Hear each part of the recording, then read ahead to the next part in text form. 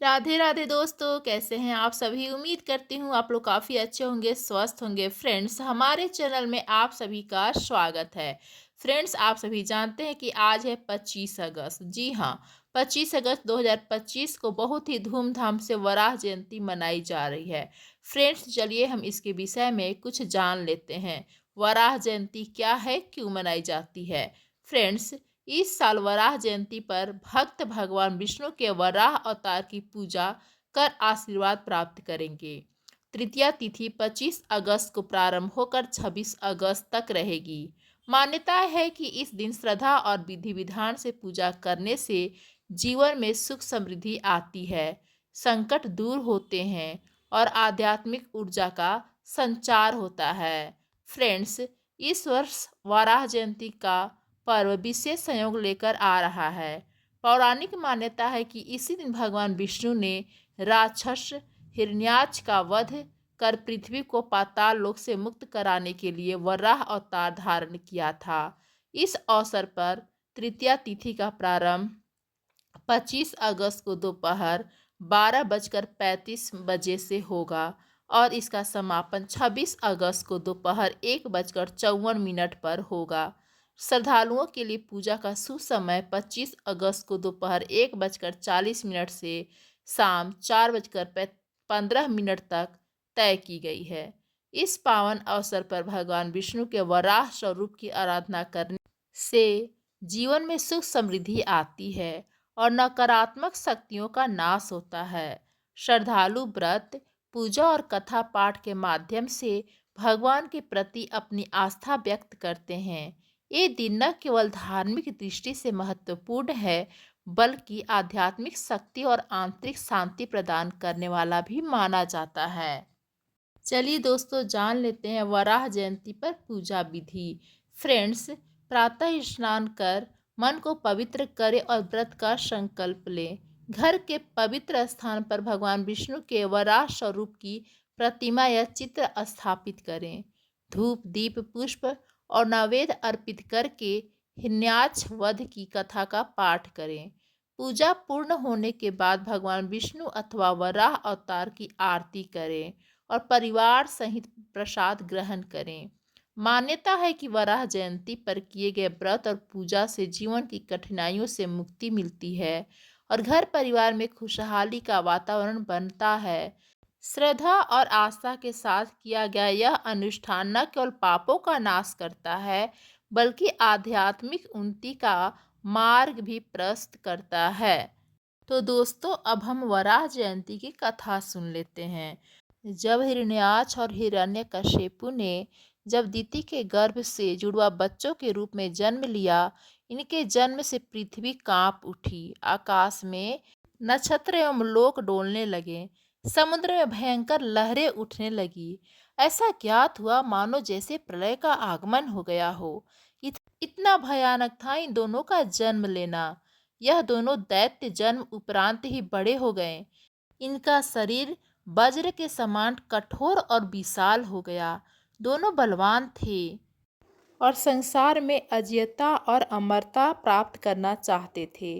इसलिए हिरण्याक्ष और हिरण्यकशिपु दोनों ने ब्रह्मा जी को प्रसन्न करने के लिए कठोर तप किया। इनकी तपस्या से प्रसन्न हो ब्रह्मा जी ने इन्हें दर्शन दिए, वरदान मांगने को कहा। दोनों भाइयों ने यह वर मांगा कि हे प्रभु, कोई भी युद्ध में हमें पराजित न कर सके और न कोई मार सके। ब्रह्मा जी ने उन्हें यही वरदान देकर अपने लोक चले जाते हैं। ब्रह्मा जी से वरदान पाकर हिरण्याक्ष और भी अधिक उद्दंड और निर्कुश बन गया। तीनों लोकों में अपने को सर्वश्रेष्ठ सिद्ध करने के लिए अनेक अत्याचार करने लगा और तीनों लोकों को जीतने निकल पड़ा। देखते ही देखते समस्त इंद्रलोक पर हिरण्याक्ष का अधिकार हो गया। इसके बाद दैत्य हिरण्याक्ष वरुण की राजधानी भीवावरी नगरी में पहुंचा और वरुण देव को युद्ध के लिए ललकारा। हिरण्याक्ष के वचन को सुनकर वरुण देव क्रोधित हुए, परंतु अपने क्रोध को हृदय में दबाकर शांत भाव मुस्कुराते हुए बोले कि हो सकता है कि तुम महान योद्धा और शूरवीर हो, परंतु श्री विष्णु से अधिक नहीं। तीनों लोकों में भगवान विष्णु को छोड़कर कोई भी ऐसा नहीं है जो महान हो, अतः उन्हीं के पास जाओ, वही तुम्हारे साथ युद्ध कर सकते हैं और तुम्हें पराजित करेंगे। वरुण का कथन सुनकर हिरण्याक्ष अत्यधिक क्रोधित होकर भगवान विष्णु की खोज में निकल पड़ता है। देवर्षि नारद से उन्हें ज्ञात होता है कि भगवान विष्णु इस समय वराह का रूप धारण कर पृथ्वी को रसातल से निकालने के लिए गए हैं। तब हिरण्याक्ष समुद्र के नीचे रसातल में जा पहुंचा। वहां उसने देखा कि वराह अपने दांतों पर पृथ्वी को उठाते हुए जा रहा है।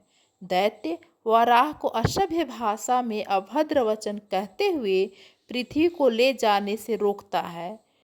हिरण्याक्ष की कटुवाणी को अनसुना करते हुए भगवान विष्णु शांत हो वराह के रूप में दांतों पर धरती को लिए हुए आगे बढ़ते रहते हैं।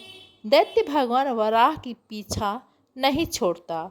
वह उन्हें निर्लज, कायर, पशु, अधम, पापी कहता है। किंतु भगवान वराह पृथ्वी को रसातल से बाहर निकालकर समुद्र के ऊपर स्थापित कर देते हैं। वराह पर अपनी बातों का असर न होता देख हिरण्याक्ष हाथ में गदा लेकर भगवान विष्णु पर प्रहार करता है। तब भगवान हिरण्याक्ष के हाथ से गदा छीनकर उसे दूर फेंक देते हैं। वह त्रिशूल लेकर भगवान विष्णु को मारने का प्रयास करता है, लेकिन शीघ्र ही भगवान वराह सुदर्शन चक्र द्वारा हिरण्याक्ष के त्रिशूल के टुकड़े टुकड़े कर देते हैं। भगवान वराह और हिरण्याक्ष के मध्य भयंकर युद्ध होता है और अंत में भगवान वराह के हाथों से हिरण्याक्ष का वध होता है। इस प्रकार से भगवान वराह के हाथों से इस राक्षस का वध होता है। ये थी कथा। तो दोस्तों, हम सभी जानते हैं कि भगवान विष्णु का तीसरा रूप ही वराह का अवतार था। तो चलिए हम आरती शुरू करते हैं। ओम जय जगदीश हरे, स्वामी जय जगदीश हरे, भक्त जनों के संकट क्षण में दूर करे। ओम जय जगदीश हरे, जो ध्यावे फल पावे, दुख बिन से मन का, सुख संपत्ति घर आवे, कष्ट मिटे तन का। ओम जय जगदीश हरे, मात पिता तुम मेरे, शरण गहूँ मैं किसकी, स्वामी शरण गहूँ मैं किसकी, तुम बिन और न दूजा, तुम बिन और न दूजा, आस करूँ मैं किसकी। ओम जय जगदीश हरे, तुम पूरन परमात्मा, तुम अंतर्यामी, पार ब्रह्मा परमेश्वर, तुम सबके स्वामी। ओम जय जगदीश हरे, तुम करुणा के सागर, तुम पालन करता, मैं मूर्ख खल कामी, कृपा करो भरता।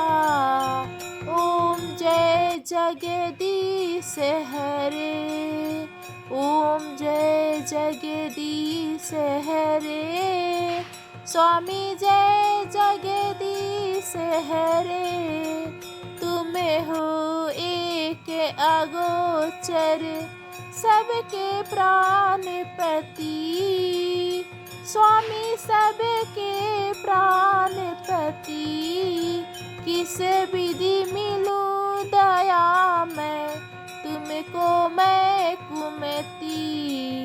ओम जय जगदीश हरे, दीन बंधु दुख हरता, तुम रक्षक मेरे, स्वामी तुम रक्षक मेरे, करुणा हस्त बढ़ाओ, करुणा हस्त बढ़ाओ, द्वार द्वार पड़ा मैं तेरे। ओम जय जगदीश हरे, ओम जय जगदीश हरे, स्वामी जय जगदीश हरे। विषय में विकार मिटाओ, पाप हरो देवा, श्री भक्ति बढ़ाओ, संतन की सेवा। ओम जय जगदीश हरे, ओम जय जगदीश हरे, स्वामी जय जगदीश हरे। भक्त जनों के संकट क्षण में दूर करे। ओम जय जगदीश हरे। धन्यवाद दोस्तों।